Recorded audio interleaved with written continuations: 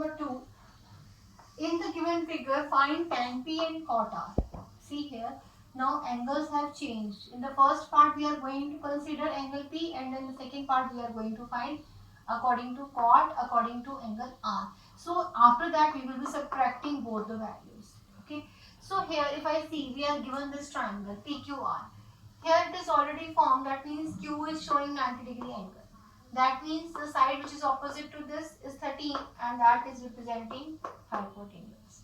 And we are given this 12 centimeter PQ, but we are not given the value of QR. So let us find the value of QR first. In this triangle, as it is a right angle triangle, so I can use Pythagoras theorem.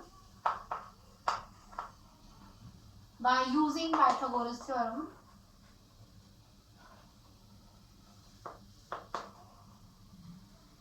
I know hypotenuse square is equal to perpendicular square plus base square. I know what is the value of hypotenuse. Here it is 13 square, perpendicular here is 12, and base I do not know, so I will write as it is base square. Okay, so it will be 169, it will be 144, and base here is, when I take 144 on another side, I will come to know that 25 is base square. That means base is 5 when I take root. So I have come to know that QR here is having value 5 centimeters. Now first part of the question completes here. Now main question starts when we have to find tan P's value and cot R's value. When I am going to find tan P's value, that means I have to consider angle which is there at P. So this is my angle of consideration here. So this P is representing angle theta, or you can say this is this angle I am going to consider, and the side which is just opposite to it will be the perpendicular. Now perpendicular will be represented by this QR, which is having value 5 centimeters, and this is hypotenuse as it is just opposite 90-degree angle, and the remaining side here is representing base. So when I am going to find tan P's value, I will be using perpendicular 5, base 12, and hypotenuse 13. So first part, tan P.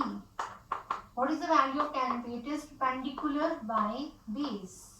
Now as per this question, when I am taking P as the angle of consideration, in that part perpendicular is 5 and base is 12. So this is the value of tan P. Now second part of the question, when I have to find cot R. When I am going to find cot R, again I am going to repeat the triangle because I have already written what is perpendicular here and what is base.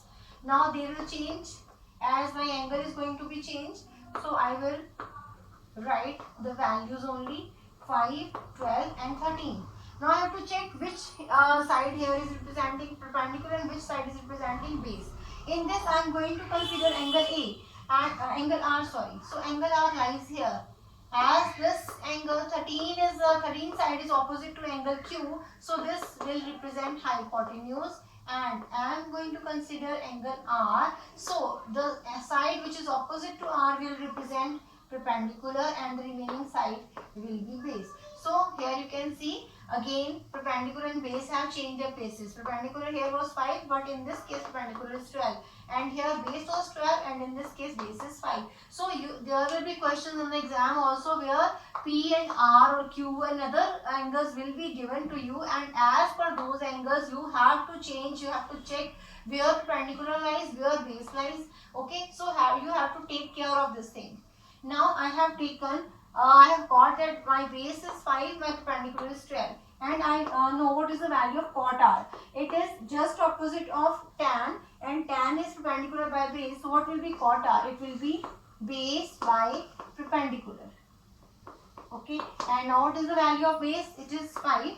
What is the value of perpendicular? It is 12. So I have got the value of cot R also. I first got tan P, now I have got cot R. Now in the third part, which is the last part, I have to subtract both the values. Tan P is this, cot R is this. So in the third part, I will be subtracting tan P minus cot R.